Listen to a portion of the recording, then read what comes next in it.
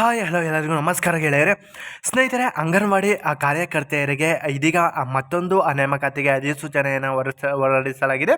ಇಲ್ಲಿ ಯಾವ ಯಾವ ಒಂದು ಹುದ್ದೆಗೆ ಆಯ್ಕೆಯನ್ನು ಮಾಡ್ಕೊಳ್ತಾ ಇದ್ದಾರೆ ಅಂತ ನೋಡಿದರೆ, ಮೊದಲನೇದಾಗಿ ಅಂಗನವಾಡಿ ಕಾರ್ಯಕರ್ತೆಯರಿಗೆ 120 ಹುದ್ದೆ, ಅಂಗನವಾಡಿ ಸಹಾಯಕರಿಗೆ 393 ಹುದ್ದೆಗಳಿಗೆ ಇಲ್ಲಿ ನೇಮಕಾತಿಯನ್ನು ಮಾಡ್ಕೊಳ್ತಾ ಇದ್ದಾರೆ.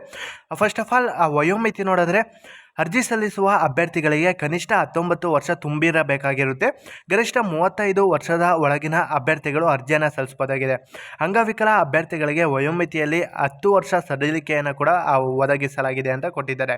ಇಲ್ಲಿ ಆಯ್ಕೆ ಪ್ರಕ್ರಿಯೆ ನೋಡಿದರೆ, ಮೆರಿಟ್ ಲಿಸ್ಟ್ ತಯಾರಿಸಿದ ನಂತರ ನಿಮಗೆ ಸಂದರ್ಶನ ಮಾಡುವ ಮೂಲಕ ಇಲ್ಲಿ ಅಭ್ಯರ್ಥಿಗಳನ್ನು ಆಯ್ಕೆಯನ್ನು ಮಾಡಲಾಗುತ್ತದೆ ಸ್ನೇಹಿತರೆ. ಇಲ್ಲಿ ಆದ್ಯತೆ ನೋಡಿದ್ರೆ ಸ್ನೇಹಿತರೆ, ಗ್ರಾಮಾಂತರ ಪ್ರದೇಶದಲ್ಲಿ ಅಂಗನವಾಡಿ ಕೇಂದ್ರದಲ್ಲಿ ಆಯಾ ಕಂದಾಯ ಗ್ರಾಮದಲ್ಲಿ ವಾಸ್ತವ್ಯ ಹೊಂದಿರಬೇಕು ಅಂತ ಕೊಟ್ಟಿದ್ದಾರೆ. ಆಮೇಲೆ ನಗರ ಪ್ರದೇಶದಲ್ಲಿ ಅಂಗನವಾಡಿ ಕೇಂದ್ರದಲ್ಲಿ ಆಯಾ ಕಂದಾಯ ವಾರ್ಡ್ನಲ್ಲಿ ವಾಸ್ತವ್ಯ ಹೊಂದಿರಬೇಕು. ಅಂದರೆ ಆ ಒಂದು ವಾರ್ಡ್ನಲ್ಲಿ ನೀವು ವಾಸವಿರಬೇಕಾಗಿರುತ್ತೆ. ಮತ್ತು ಸ್ಥಳೀಯರು ಎಂಬುದು ನೀವು ದೃಢೀಕರಿಸಲು ಪೂರಕ ದಾಖಲಾತಿ ಅಂದರೆ ಆಧಾರ್ ಕಾರ್ಡ್, ರೇಷನ್ ಕಾರ್ಡ್, ಮತದಾರ ಗುರುತಿನ ಚೀಟಿ ಅಥವಾ ನಿಮ್ಮ ಒಂದು ರೆಸಿಡೆನ್ಷಿಯಲ್ ಸರ್ಟಿಫಿಕೇಟ್, ಮತ್ತು ಆಸಿಡ್ ದಾಳಿಗೆ ಒಳಗಾದವರು ಮತ್ತು ವಿಧವೆಯರು, ಅಂಗವಿಕಲರಿಗೆ ಮೊದಲ ಆದ್ಯತೆಯನ್ನು ಕೊಡ್ತಾರೆ ಅಂತ ಕೂಡ ಇಲ್ಲಿ ಕೊಟ್ಟಿದ್ದಾರೆ ಸ್ನೇಹಿತರೆ. ಸೊ ಇದಿಷ್ಟು ಈ ಒಂದು ಹುದ್ದೆಯ ಮಾಹಿತಿಯಾಗಿತ್ತು.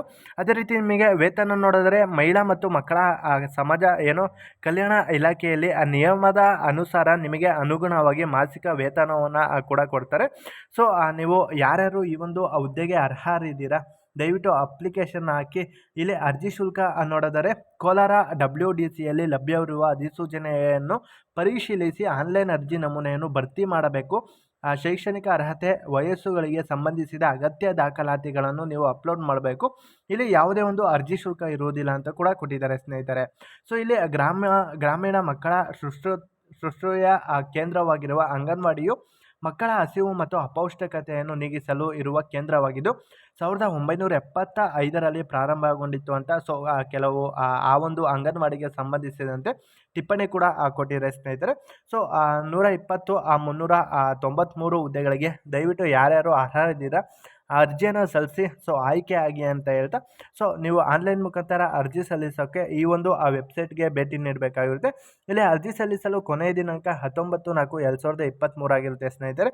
ಈಗಾಗಲೇ ಅರ್ಜಿ ಸಲ್ಲಿಕೆ ಪ್ರಕ್ರಿಯೆ ಕೂಡ ಆರಂಭ ಆಗಿದೆ. ದಯವಿಟ್ಟು ಯಾರ್ಯಾರು ಈ ಒಂದು ಹುದ್ದೆಗಳಿಗೆ ಅರ್ಜಿಯನ್ನು ಸಲ್ಲಿಸಬೇಕು ಅಂತ ಇದ್ದೀರೋ ಅರ್ಜಿಯನ್ನು ಸಲ್ಲಿಸಿ ಅಂತ ಹೇಳ್ತಾ, ಇದಿಷ್ಟು ಈ ಒಂದು ಹುದ್ದೆಯ ಮಾಹಿತಿಯಾಗಿತ್ತು. ಮುಂದಿನ ಹುದ್ದೆಯೊಂದಿಗೆ ಸಿಗೋಣ ಅಂತ ಹೇಳ್ತಾ, ಜೈ ಹಿಂದ್, ಜೈ ಕರ್ನಾಟಕ.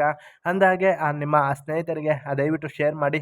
ನೀವು ಸಹ ಸಬ್ಸ್ಕ್ರೈಬ್ ಮಾಡ್ಕೊಳ್ಳಿ ಅಂತ ಹೇಳ್ತಾ, ಜೈ ಹಿಂದ್, ಜೈ ಕರ್ನಾಟಕ.